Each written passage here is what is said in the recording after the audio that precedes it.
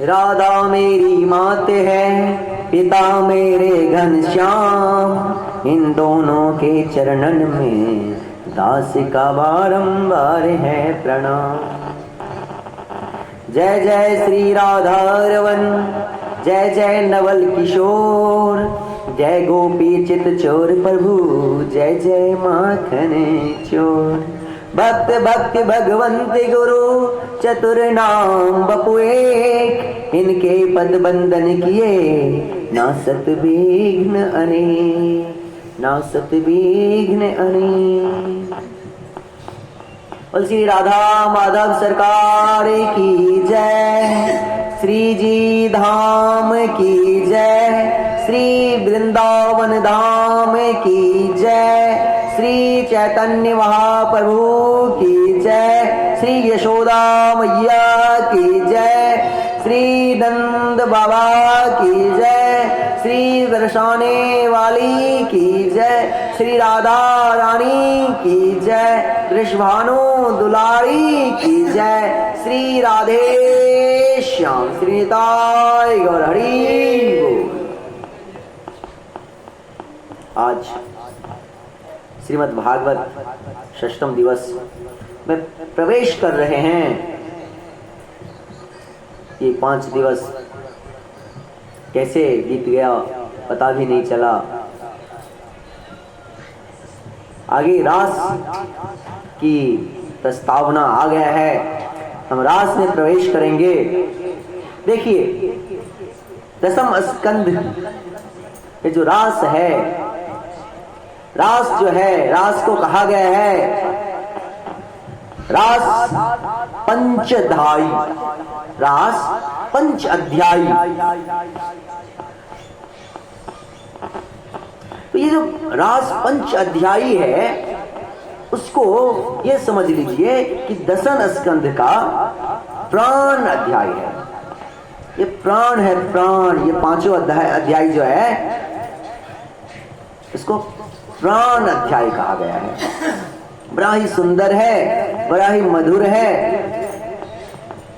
आप समझिए कि रास यदि समझ गए ना, लेकिन रास समझना इतना आसान नहीं है। रास समझ गए तो समझिए कि हमने भगवान को थोड़ा सा, जो भगवान कहते हैं ना, हमारी और तुम्हारे बीच में 2 कदम दूरी है, तो समझिए कि वो जो 1 कदम भगवान बोलते हैं, 1 कदम तुम आगे बढ़ो, तो वो 1 कदम ना हमने आगे बढ़ाने की प्रस्तावना रख दिया है, आगे बढ़ाना शुरू कर दिया है। यही है रास। रास समझ लीजिए तो समझ जाइए कि हमारा कदम जो है अब उठ रहा है।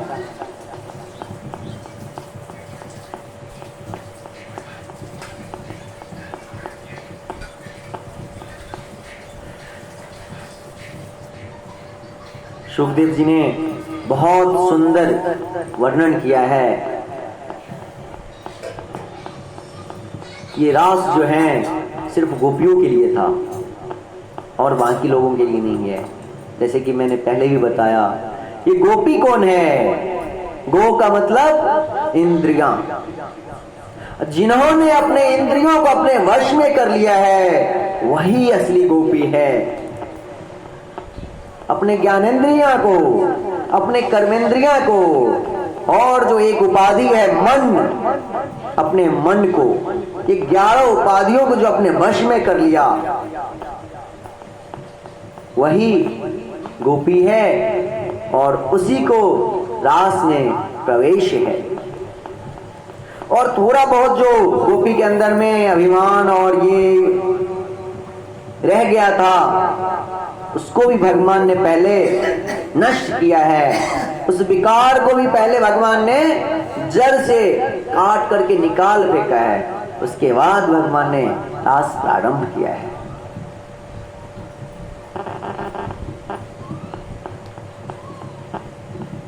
वैसे बहुत सारे लोगों के मन में जो है शंकाएं हैं। हम आप तो सामान्य हैं तो शंका आ सकती है। हमारे परीक्षित महाराज को भी शंका हो गया था ये हमारे भगवान कृष्ण इधर तो उपदेश दे रहे हैं और इधर गोपियों के साथ रास कर रहे हैं। तो ये जो शंकाएं हैं ना, शंकाएं मन से निकाल दीजिए। तो परीक्षित महाराज ने सुखदेव जी से पूछा कि इधर तो भगवान अवतार लेते हैं सत्कर्म सद्धर्म बताने के लिए, इधर भगवान खुद ही स्त्रियों के साथ गोपियों के साथ रास कर रहे हैं। तो इसीलिए पहले हमें ये समझना जरूरी है कि रास आखिर होता है क्या। उपनिषदों में कहा गया है रसो वै सः,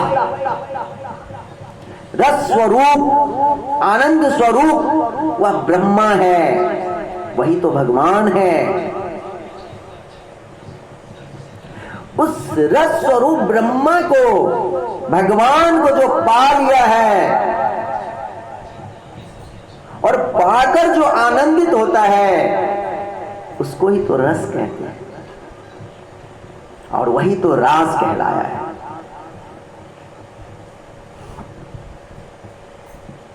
कहते हैं किसी को साहित्य का रस है, किसी को नाट्य कला का रस है, कोई संगीत का रस है किसी के अंदर, किसी को भोजन पकाने का रस है, किसी को भोजन पाने का रस है, किसी को ट्रैवलिंग करने का रस है। अनेक प्रकार का कलाएं हैं, अनेक प्रकार का रस है। लेकिन रस को समझिए। रसानाम समूहः रासः, क्या है? रसानाम समूहः रासः। सारे के सारे रसों को जो एक समूह होता है ना, सारे का सारे रस जो है जब एक समूह हो जाता है और तब जो आनंद आता है, वो आनंद जो है घनीभूत है, पुंजीभूत हो जाता है, उसको रास कहते हैं। जहां आनंद पृथक पृथक नहीं हो जाता, जहां आनंद में क्षुद्रता श्रेष्ठता आदि नहीं रह जाती है। यूं कहें कि सारे के सारे रस जिस एक महा आनंद में मिल जाए, सारे के सारे रस जिस एक महानंद में महाआनंद में मिल जाए, वह आनंद जो है रास कहलाता है। आप समझ रहे हैं? रास ये चीज है।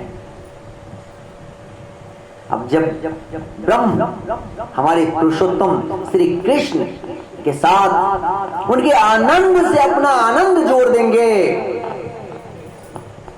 उनका आनंद और आपका आनंद जब एक हो जाएगा तो रास कहलाएगा। आपका मन और उनका मन जब एकत्रित हो जाएगा तो रास कहलाएगा। वो आनंद से पंचीभूत हो जाएगा, घनीभूत हो जाएगा। इस संदर्भ में देखिए एक बात बड़ी सुंदर है, उस पे भगवान श्री कृष्ण के ऊपर, लीलाओं के ऊपर दृष्टि डालना होगा।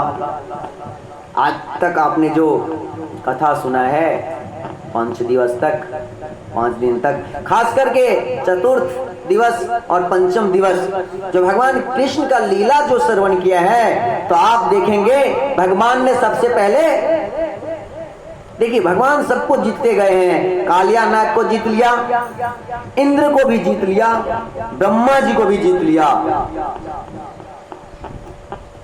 ब्रह्मा जी को जीतने के बाद नंद बाबा को कहां से बचाते हैं? तो वरुण देव के यहां से। तो उन्होंने वरुण देव को भी जीत लिया आज। अब क्या हुआ कामदेव आकर के कहते हैं भगवान, वैसे तो आप पुरुषोत्तम हैं, आनंदमय हैं, आनंद देते हैं और आनंद उठाते भी हैं, आपने सबको जीत लिया। एक काम कीजिए, मैं आपको खुला चैलेंज देता हूं मैदान में, खुले मैदान में, आप मुझे जीत करके दिखला दीजिए।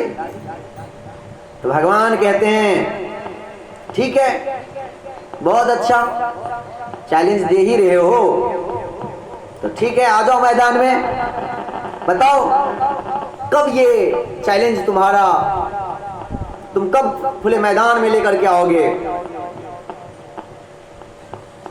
तारीख तुम्हारा, दिन तुम्हारा, शब्द तुम्हारे,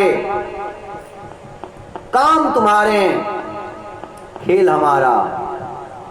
इस खेल के हीरो मैं बनूंगा, सब कुछ तुम्हारा। डेट फिक्स हो गई। कामदेव कहते हैं भगवान, ऐसी रात्रि हो जो कि उस रात्रि में चकमक चकमक तारे चमक रहे हो, चंद्रमा भी पूर्ण आकृति के साथ उदित हुआ हो, मौसम भी बड़ा सुहाना हो, ना ठंडी ना गर्मी। और क्या भगवान कहते और कुछ, कहते हाँ थोड़ी सी कोई नदी रहे अगल बगल तो मंद मंद सुंदर सुंदर वायु बहता रहे, सुगंधित, ऐसे जगह मुझे जीत करके दिखला दीजिए, यही मेरा मैदान है। कहते हैं हो गया, दिन तारीख सब फिक्स कर लिए, तो हाँ फिक्स कर लिए, चलो ठीक है। सुहानी मौसम, सुहानी रात, शरद पूर्णिमा का रात्रि में तय कर लो, ठीक है। नदी भी होना चाहिए ना, यमुना घाट, यमुना मैया के घाट पे शीतल सुगंधित काम उत्पन्न करने वाली हवाएं जो हैं, वायु जो है बहती रहती है, स्वीकार कर लो। और क्या, रात्रि चाहिए था तो ठीक है, रात्रि, शरद पूर्णिमा की रात्रि। और क्या बताए थे, एकांत हो, मेरे लिए एकांत, यानी कि पुरुष एक हो, एकांत भी मैं ही रहूंगा और बाकी कोई नहीं। और क्या, तो बताए कि सब स्त्रियां होनी चाहिए, तुम्हारी बात, सब स्त्रियां होगी। तो भगवान कामदेव कहते हैं अब मुझे जीत करके दिखला दीजिए। कहते चलो चैलेंज तुम्हारा स्वीकार किया, कालिया पर विजय प्राप्त किया, इंद्र पे विजय प्राप्त किया। इंद्र पर विजय प्राप्त करने का अर्थ हुआ कि अपने इंद्रियों पे विजय प्राप्त कर लेना। ब्रह्मा जी के ऊपर में विजय प्राप्त किया। चलो आज कामदेव तुम्हारे ऊपर भी, तुम्हारा भी चैलेंज मैंने स्वीकार किया, लेट्स स्टार्ट। बहुत सुंदर, लेट्स प्ले अ गेम। लेकिन हमारे श्रीधर गोस्वामी ने सबसे बड़ी बात कही है, अपने भाष्यों में उन्होंने सुंदर लिखा है, ये रास लीला जो है कोई काम लीला नहीं है, ये जो है काम विजय की लीला है। कितना सुंदर बात उन्होंने कह दिया श्रीधर गोस्वामी। रास लीला जो है काम लीला नहीं है, काम विजयी लीला है। कामदेव को भी विजय कर लेते हैं, विजय पा लेते हैं काम के ऊपर भी, वही आज काम विजय लीला है, उसी को रास लीला कहते हैं। बड़े आनंदित, कितने सुंदर बात हमारे सुखदेव जी कहते हैं। इस प्रकार मन को शुद्ध कर लेने पर ब्रह्म आनंद में जो डूब जाना है और सारे के सारे आनंदित रस इकट्ठे हो जाना, वही रास कहलाता है।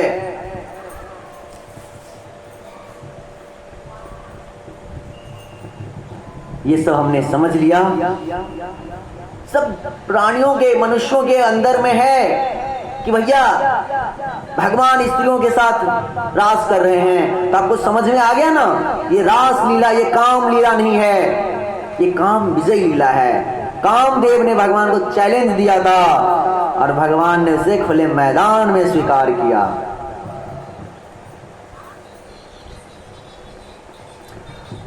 अब भगवान विचार करने लगा, भगवान विचार करने लगे।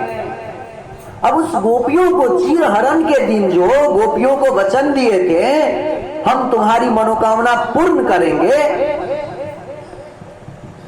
तुमको जो मैंने वचन दिया था वो आज पूरा होगा।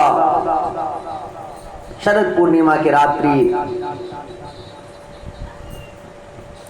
वो शरद पूर्णिमा जो है अब आ गया है।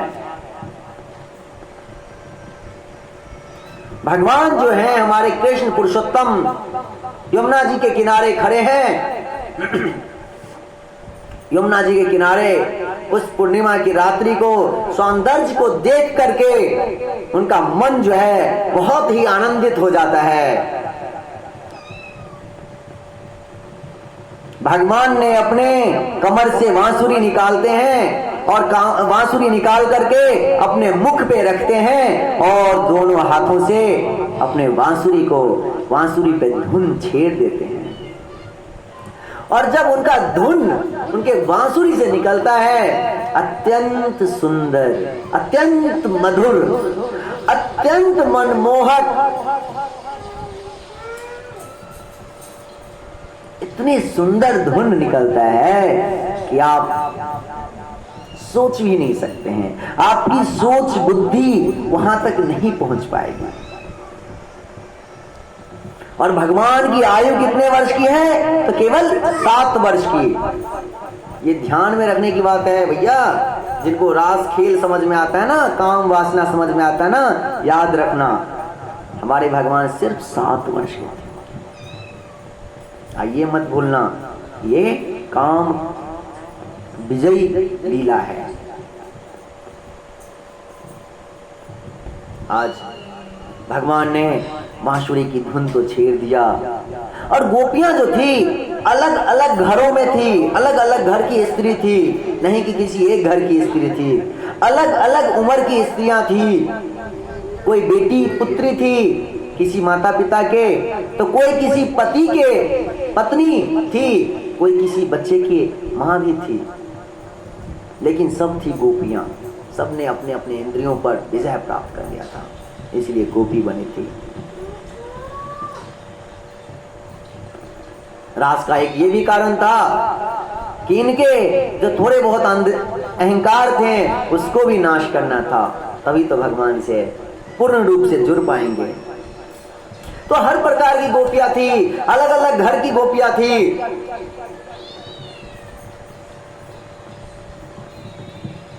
सुखदेव जी कहते हैं कि परीक्षित याद करो, तुमको मैंने पहले भी बताया हुआ है, तुम यदि भगवान को अपना मान करके उनको अपना मानोगे, मित्र मानोगे, तब भी भगवान तुम्हारा है, तब भी तुम्हें मोक्ष प्रदान करेंगे। यदि तुम प्रेम से उनको पुकारो तब भी तुम्हारे हैं, और यदि भय से पुकारो तब भी वो तुम्हारे हैं, तब भी तुमको मोक्ष प्रदान 110% करेंगे।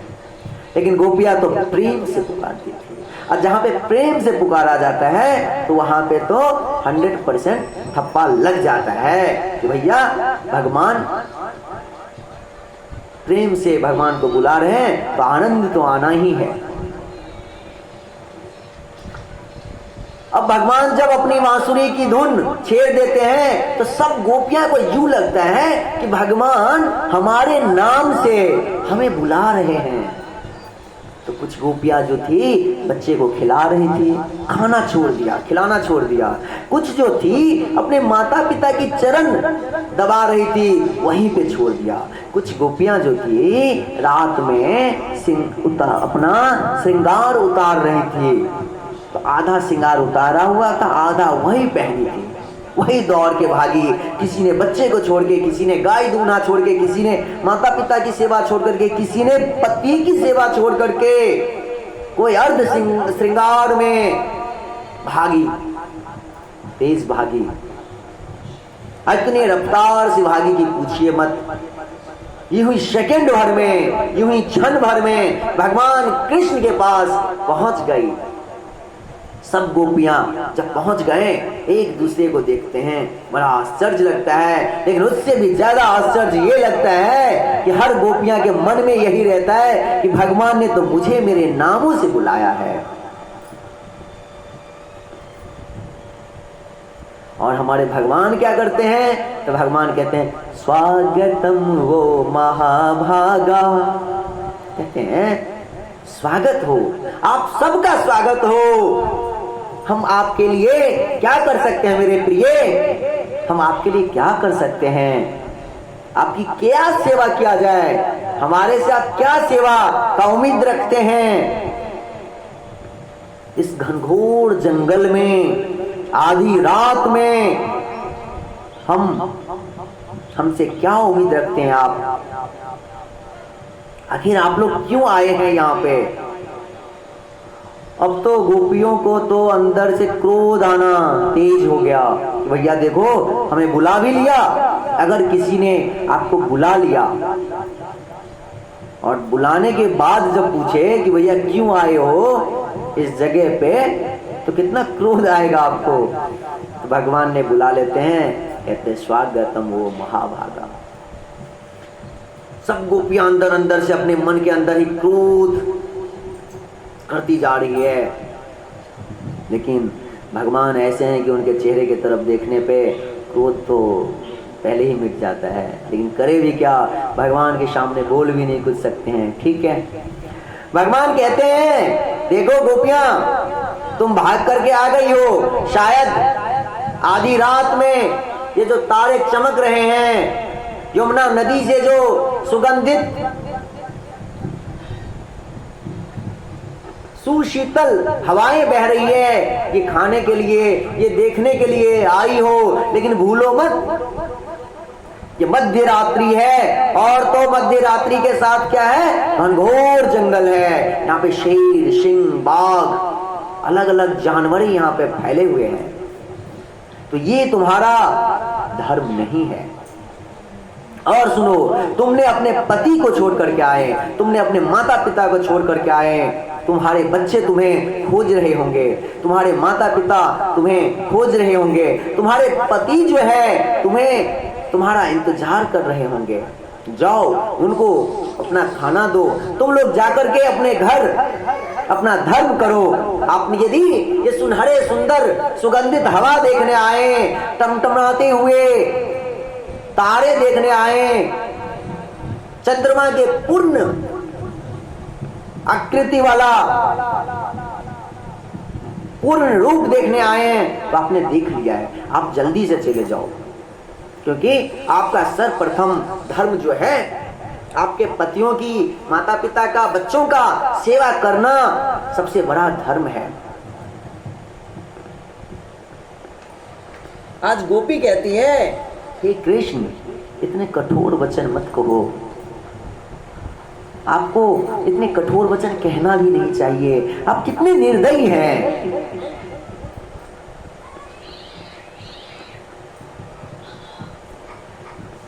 हम लोग सारे अर्थ, काम, धर्म, मोक्ष, सब प्रकार के काम को छोड़ करके हम आपके शरण में आ गए हैं, और आप यहाँ पे ठहरे हैं उपदेश देने के लिए। लेकिन आपको याद नहीं है, आपने तो ही गीता में कहा है ना कि सब प्रकार के धर्मों को त्याग करके मेरे शरण में आ जाओ, और जब मेरे शरण में आ जाओगे मैं तुम्हें उद्धार कर दूंगा। सब प्रकार के, जितने भी प्रकार के तुम्हारे कष्ट, दुख हैं, क्लेश हैं, अपराध हैं, सब अपराध को मैं माफ कर दूंगा। आपने तो गीता में ये बात कहा है, और हमें जब आपके शरण में आए हैं तो आप हमें कह रहे हैं कि अपना धर्म करो।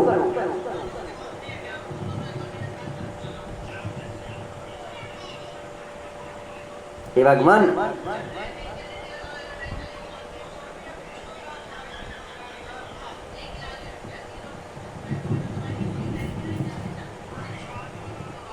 हमें ये बताइए, गोपियां आज कह रही हैं कि हमें ये बताइए, समस्त प्रकार का जो धर्म होता है उनका पालन किस लिए किया जाता है? बच्चों की सेवा करना, स्त्री पति की सेवा करती है, लोग एक दूसरे की सेवा करते हैं, कर्तव्य पालन करते हैं, वो किस लिए और कब तक करें, ये सोचने की बात है।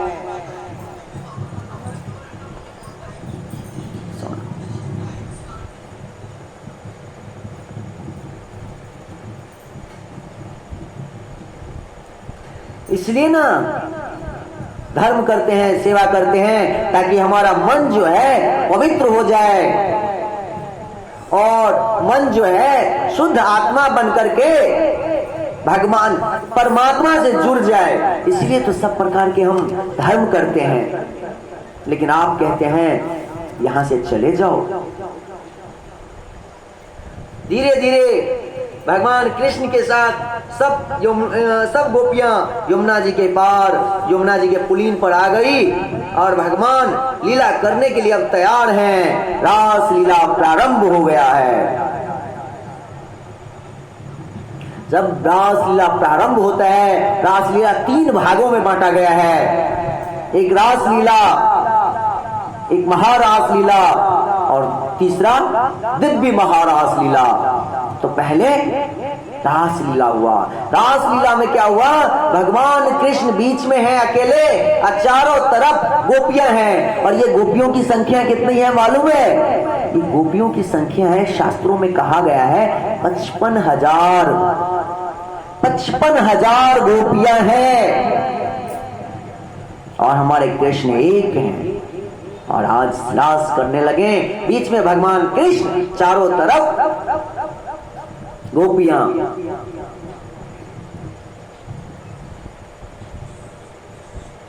आज रास प्रारंभ हुआ। रास प्रारंभ होते ही कुछ ही समय तो बीता कि गोपियों के मन में आने लगा कि देखो, इस संसार में जितने भी गोपी हैं, इस संसार में जितने भी स्त्री हैं, उसमें मैं सर्वश्रेष्ठ हूं। जब हर गोपियों के मन में आ गया, यही अभिमान तो नाश करना था, इसलिए तो भगवान बुलाए हैं। जब ये अभिमान जो है नाश हो गया, मतलब ये अभिमान पहले तो आ गया,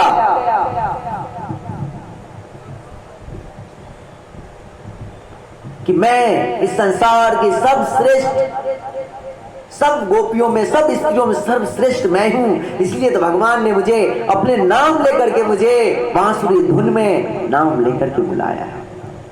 तो भगवान क्या करते हैं, देखते अच्छा तुम्हें अभिमान हो गया है, चलो इसी का तो नाश होगा आज। भगवान लुप्त हो गए, अंतर ध्यान हो गए। भगवान जब अंतर ध्यान हो गए, अब गोपी जो है, अब गोपियों को अहंकार जो था वो पूरी तरह से नाश होने लगा। कहते हैं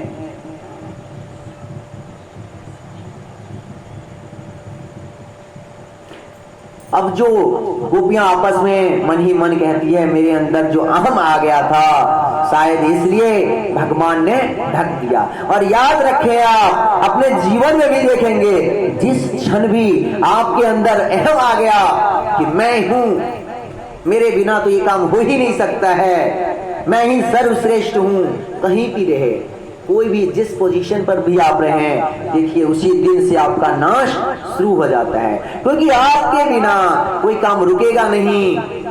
सब प्रकार के जो कर्म है, काम है, धर्म है, उसकी डोर जो है भगवान के हाथ में वो रस्सी है, भगवान के हाथ में है। भगवान अपने मर्जी से, हमारे पुरुषोत्तम परमात्मा अपनी मर्जी से रस्सी को खींचते हैं या रस्सी को ढील देते हैं। आपको लग रहा होगा कि आप पतंग उड़ा रहे हैं, अपना कर्म आप खुद कर रहे हैं, लेकिन ऐसा नहीं है।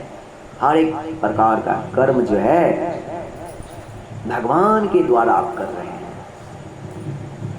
तो अहम आता है तो मैं ही सर्वश्रेष्ठ हूं, तो उस अहम को दूर कीजिए अपने जीवन में और आनंद से झूम उठिए।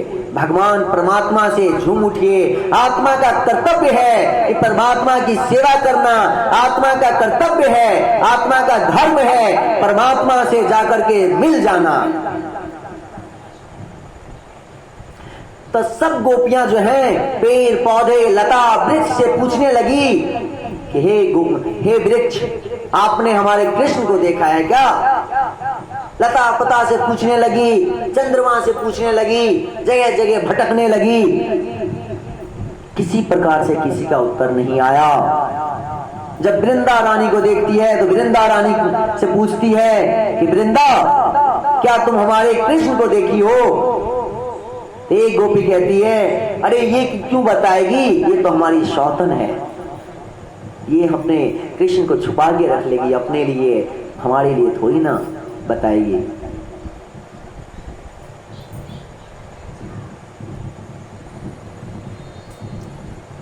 अब देखिए बड़ी महत्वपूर्ण चीजें हैं। 7 दिन की भागवत कथा जो श्रवण करते हैं तो किस लिए करते हैं ये समझिए। अब गोपियां क्या करने लगी, देखिए मन जब बेचैन हुआ, विचलित हुआ, आपका भी होता है हमारा भी होता है, तो हमें क्या करना चाहिए? तब भगवान का ध्यान करना चाहिए। और किस प्रकार ध्यान करना चाहिए? भगवान के लीला का ध्यान करना चाहिए, भगवान की लीला में प्रवेश कर जाना चाहिए।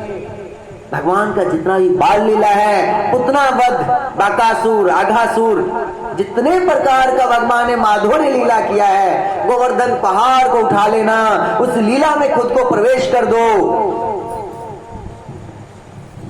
तो एक गोपी कहती है, ये देखो मैं पुतना बन गई, मैं पुतना हूं। एक गोपी उधर से आती है, कहती मैं कृष्ण हूं। दूध पीने लगती है, दूध पीते पीते पुतना अपने शरीर को जोर से गिरा लेती है। यानी कि एक गोपी जो अपने पुतना जो बनी हुई है अपने शरीर को धड़ाम से गिरती है, कहती पुतना का स्वाहा हो गया। और एक बाकासुर बन जाता है, एक अघासुर बन जाता है। इसी प्रकार का उनका लीला होता है। जैसे जैसे उन्होंने लीला किया है, कल हमने जो सुना पंचम दिवस में बाल लीला, वो लीला में गोपियां प्रवेश कर गई। आज जब वो लीला में प्रवेश कर गई तो यही तो है, यही लीला का जो चिंतन है, मनन है, यही तो सच्चा धर्म है। भगवान यही तो कहते हैं। हर हमेशा मंत्र जाप करने का प्रमुख कारण यही है कि जब तुम नाम जाप करोगे तो मेरा ही रंग देखोगे, मेरा ही रूप देखोगे और मेरा ही तुम्हें उद्देश्य मिलेगा। हर हमेशा तुम मेरा ही स्मरण करोगे, अब मेरा ही चिंतन करोगे। तो आज सब गोपियों का अहंकार जो है, अहम जो है, नाश होकर के उनके लीला का चिंतन करने लगे। कुछ लोग कहते हैं कथा करने लगोगे तो अहम हो जाएगा। अरे भैया नहीं, जब कथा करोगे, कथा का चिंतन मनन करोगे तो आपके अंदर का अहम जो है नाश हो जाएगा।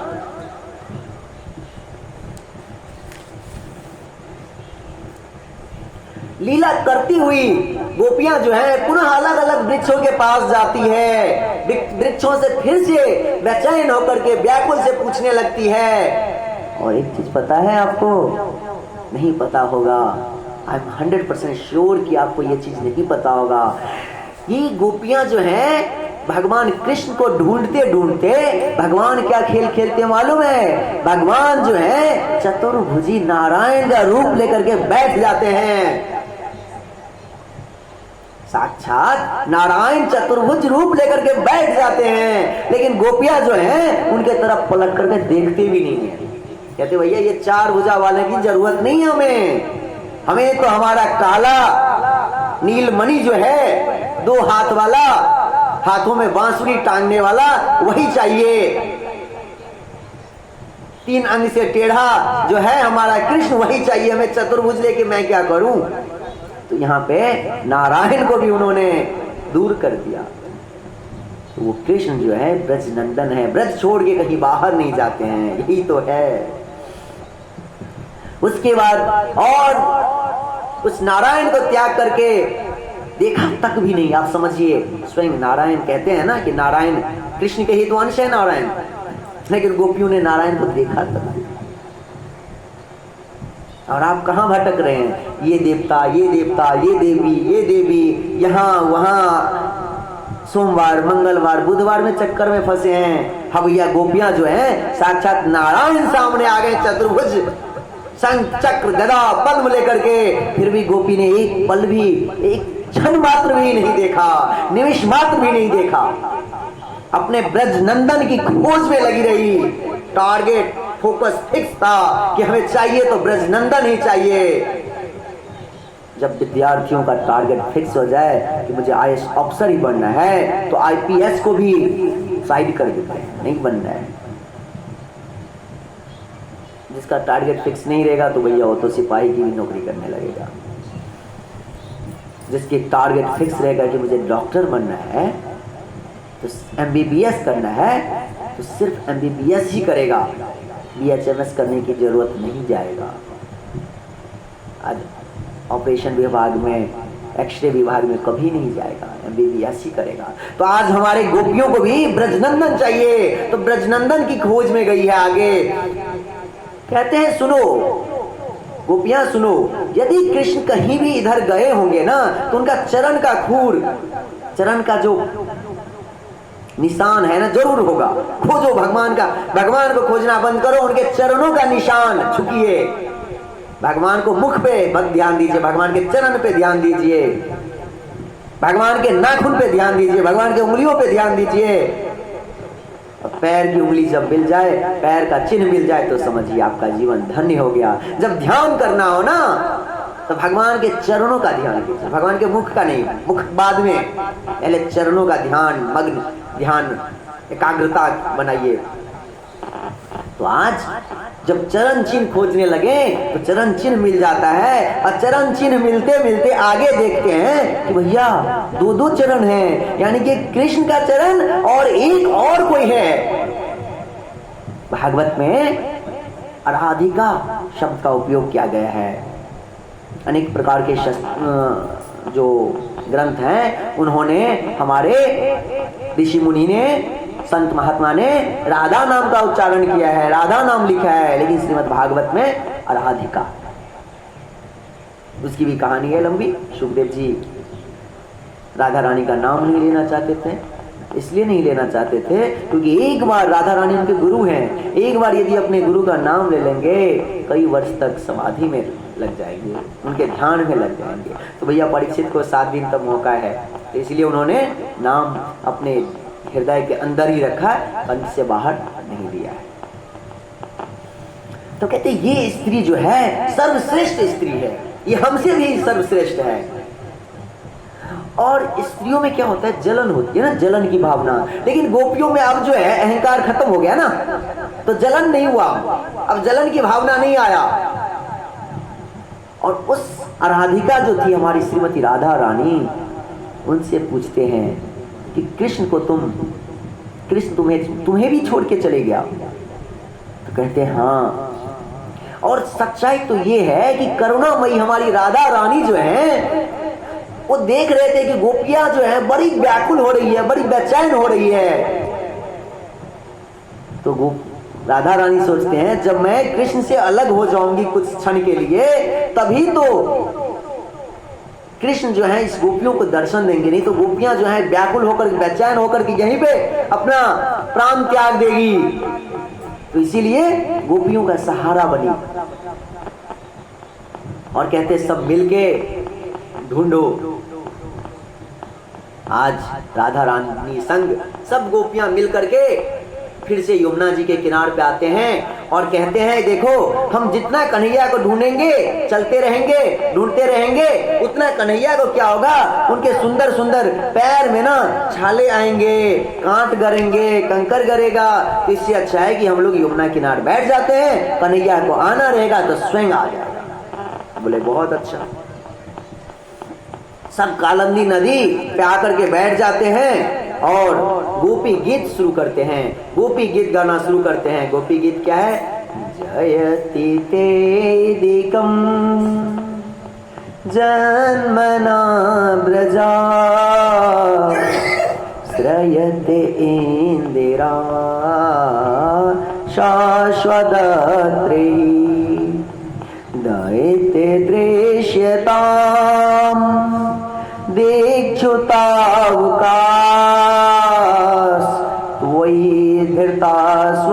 श्वास त्वां विचिन्वते। अब बहुत सुंदर से उन्होंने गोपी गीत गाना शुरू कर दिया। कहते जयति ते दिकम जन्मना व्रजा। भगवान आपके जन्म से, प्रकृति से, आपके आविर्भूत हो जाने पर इस ब्रज की शोभा जो है बढ़ जाती है, इतना शोभायमान हो जाता है, इतना शोभायमान हो जाता है। श्रयत इंदिरा शाश्वतत्री। साक्षात लक्ष्मी भी अपने बैकुंठ धाम को छोड़ करके इस ब्रज में आ जाती है, इस ब्रज में प्रवेश कर जाती है।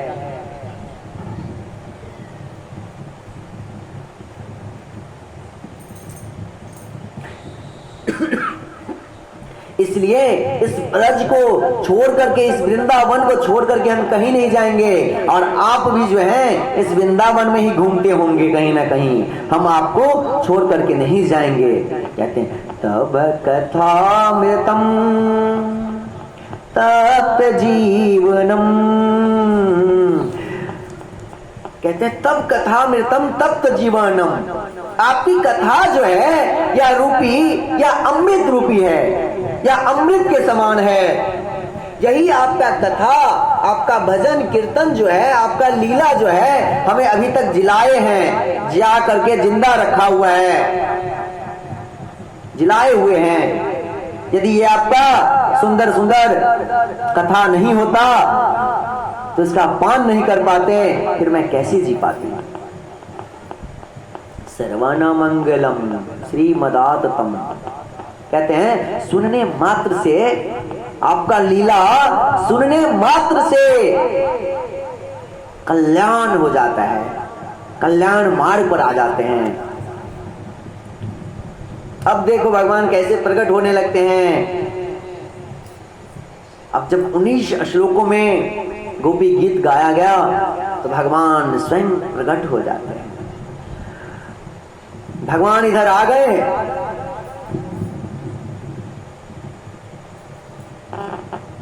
तो गोपियों ने उनकी स्तुति करने लगे। और उसके बाद थोड़ा सा गुस्सा आया गोपियों को, फिर झगड़ने लगे। तो भगवान कृष्ण कहते हैं कि भैया जब मैं तुम्हारे पास से जाता हूं तो तुम मुझे रोने लगती हो, रो रो करके, व्याकुल हो करके मुझे ढूंढने लगती हो। और जब मैं तुम्हारे पास आता हूं तो तुम झगड़ने लगते हो। अब मैं करूं तो करूं क्या?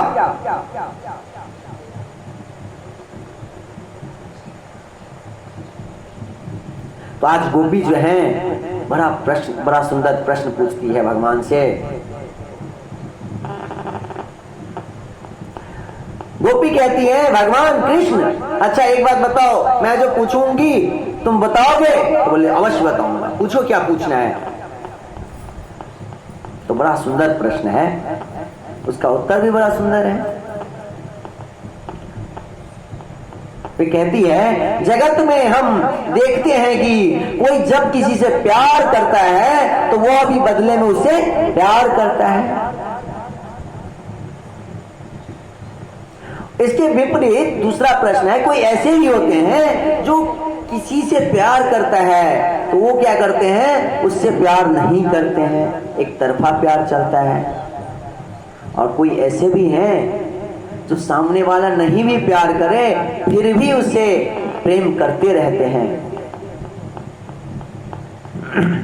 जब 3 प्रकार के लोगों के बारे में उन्होंने बताया तो कहते हैं आप इसका थोड़ा जवाब दीजिए हमें।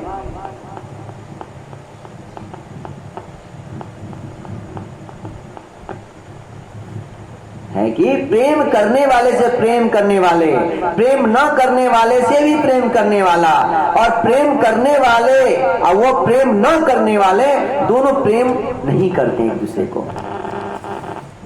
उनका कहना है कि हम आपसे सदा प्यार करते हैं, सदा प्रेम करते रहते हैं, लेकिन आप हमसे जरा भी प्रेम नहीं करते हैं, हमारा बस एक तरफा प्रेम है। भगवान कहते हैं कोई मुझसे प्रेम करता है इसलिए उससे मैं प्रेम करना है, ये तो स्वार्थी प्रेम है। यदि कोई हमें प्रेम करे और इसलिए कि वो मुझसे प्रेम करता है तो मैं भी प्रेम करूं, तो भैया ये स्वार्थी प्रेम है। और जो प्रेम करने वाले से तथा प्रेम न करने वाले से, दोनों से प्रेम नहीं करते हैं, उनमें भी 4 प्रकार की बातें हैं। भगवान का जो उत्तर है वो भी बड़ा सुंदर है, बड़ा कहते हैं प्रेम करने वाले से प्रेम करने वाला स्वार्थी है, और प्रेम नहीं करने वाले से भी प्रेम करने वाला वो तो करुणाशील पुरुष है। वो तो करुणाशील पुरुष हैं। समझिए कि माता पिता ही हैं आपके, जो आप नहीं भी प्रेम करेंगे फिर भी वो आपसे प्रेम करेंगे। और प्रेम नहीं करता, प्रेम करने वाले से जो प्रेम नहीं करता वो तो पापी कहलाता है। उसमें भी 3 प्रकार के लोग हैं, आत्माराम, आप्तकाम या अकृतज्ञ। तो भगवान कहते हैं मैं इन श्रेणियों में नहीं आता हूं, इन वर्गों में नहीं आता हूं। भगवान कहते हैं मैं तो सबसे प्रेम करता हूं। गोपियां कहती है झूठ, आप 1 नंबर के झूठे हो। हम लोग सिर्फ आपसे प्रेम करते हैं, आप हमसे बिल्कुल प्रेम नहीं करते हैं। फिर धीरे धीरे रास हमने देखा, दिव्य रास में प्रवेश कर महारास में प्रवेश करते हैं। जब महारास हुआ तो महारास में क्या होता है कि 2 गोपियों के संग एक भगवान कृष्ण होते हैं। अब याद रखिए कि 55,000 गोपियां, और ये गोपियां कौन है? बड़े बड़े संत हैं, महात्मा हैं, जो रामा अवतार में भगवान राम के साथ मिलना चाहते थे। तो भगवान ने सबको कहा था द्वापर का इंतजार करो, भगवान कृष्ण स्वयं तुमसे मिलने वाले हैं, तुम लोगों से मिलेंगे। तो वही साधु संत महात्मा जो है आज गोपी बन के आई है। और जब भगवान कैलाश से भोलेनाथ देखते हैं कि अरे भैया ये तो बड़ी दिव्य रास चल रही है, तो मन ही मन भगवान कृष्ण को याद करते हैं। लेकिन कृष्ण कहते हैं यहाँ पे तो पुरुष एक ही होगा, जब आप गोपी बन के आएंगे तभी आपको रास में प्रवेश मिलेगा। तो आज तो कहते भैया गोपी कैसे बनूं? कहते यमुना जी में स्नान करो। तो भगवान भोलेनाथ जो है, देवों के देव महादेव, यमुना जी में डुबकी लगाते हैं, और जो ही डुबकी लगाया तो सुंदर गोपी बन गई। इतनी सुंदर गोपी बन गई कि मैया पार्वती कहती है जब नारायण मोहिनी अवतार लिए थे तो आप मोहित हो गए थे, लेकिन आज आप इतने सुंदर हैं कि जब भगवान के पास जाएंगे तो भगवान सब गोपियां को छोड़ करके आपके पीछे पड़ जाएंगे। तो भोलेनाथ थोड़ा सा संभल के रहना, बच के रहना। भोलेनाथ बोले अच्छा ये बात है, चलो। अब भोलेनाथ का भी दिव्य महारास में प्रवेश होता है और इतने जोर से नाचा जाता है, इतने तेजी से रास करते हैं, नाचते हैं कि एक गोपी एक कृष्ण, एक गोपी एक कृष्ण के साथ रास शुरू हो जाता है। आज कामदेव महाराज जो हैं आकर के भगवान के चरणों पे अपना सर पटकते हैं, कहते हैं मैं हार गया, आप जीत गए और मैं यहाँ पे हार गया। आज परीक्षित महाराज के मन में आता है कि भैया कृष्ण जो हैं धर्म स्थापना के लिए अवतार लिए थे, लेकिन वो अधर्म कैसे कर पाए? यानी कि दूसरे स्त्रियों के साथ रास जो करते हैं, इसमें मुझे शंका है, मेरी शंका को दूर कीजिए। यदि मेरी शंका को दूर नहीं करेंगे तो वही मेरे माथा में गुनगुनाता रहेगा और मुझे अपराध मेरा बढ़ता रहेगा। तो सुखदेव जी महाराज कहते हैं तेजस्वी पुरुष का धर्म है साधारण मनुष्यों के धर्म से भिन्न होता है। यानी कि जो तेजस्वी दिव्य पुरुष होते हैं उनका धर्म, उनका कर्म जो है सामान्य पुरुष से बहुत अलग होता है। जैसे कि अग्नि जो है वो तेजस्वी है, उसमें कुछ भी डालो तो जला करके भस्म कर देगा। लकड़ी डालो, कागज डालो, तेल डालो, घी डालो, चाहे आदमी को क्यों ना डाल दो भैया, आदमी को भी जला करके खाद बना दो। और यदि अपना घर डाल दो तो घर भी जल के भस्म हो जाएगा। अग्नि जो है हर कुछ खा जाती है, हर अग्नि का काम ही है भक्षण करना, वो सबका भक्षण कर जाती है। वैसे ही गुणशील सामर्थ्यशाली जो होते हैं उनके अंदर इतनी तेज होता है, उनके अंदर इतना गुण होता है कि हर चीजों को अपने अंदर वो समा जाते हैं। और पहले भी कहा गया है, याद करना, कृष्ण का जो लीला है, कृष्ण जो कहते हैं सिर्फ वो सुनो, उनका जो कहना है गीता में उन्होंने जो कहा है, उनके उपदेश को सुनो, उनके उपदेश को समझो, अब पालन करो।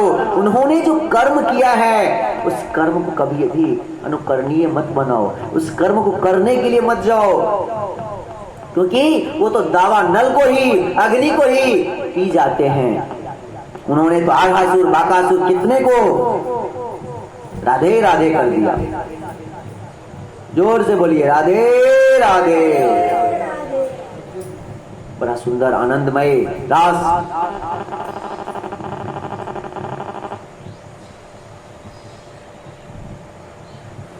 भगवान का तो स्मरण करने मात्र से ऋषिगण, साधु महात्मा, योगी, काम क्रोधी सारे बंधनों से क्या होता है, मुक्त हो जाता है, निष्काम हो जाता है।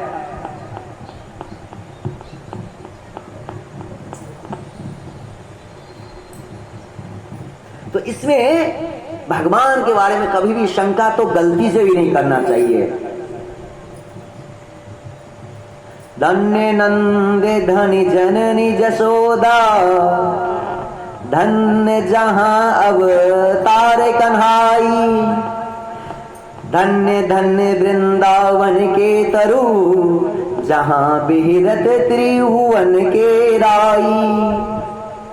कहते हैं नंद बाबा भी धन्य हैं और माता यशोदा भी धन्य हैं, जहां भगवान ने अवतार लिया और अवतार लेने के साथ उन्होंने विहार किया। उस वृंदावन के वृक्ष भी धन्य है।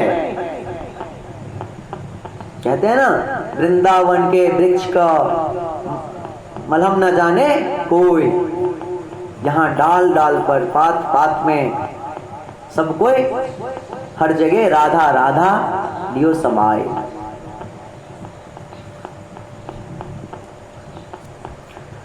तो आज धन्य धन्य हमारे नंद बाबा हैं, ऐसे सपूत को अपने घर में, साक्षात भगवान को अपने घर में पाल रहे हैं। बोल श्री नंद बाबा की, यशोदा मैया की, रोहिणी मैया की।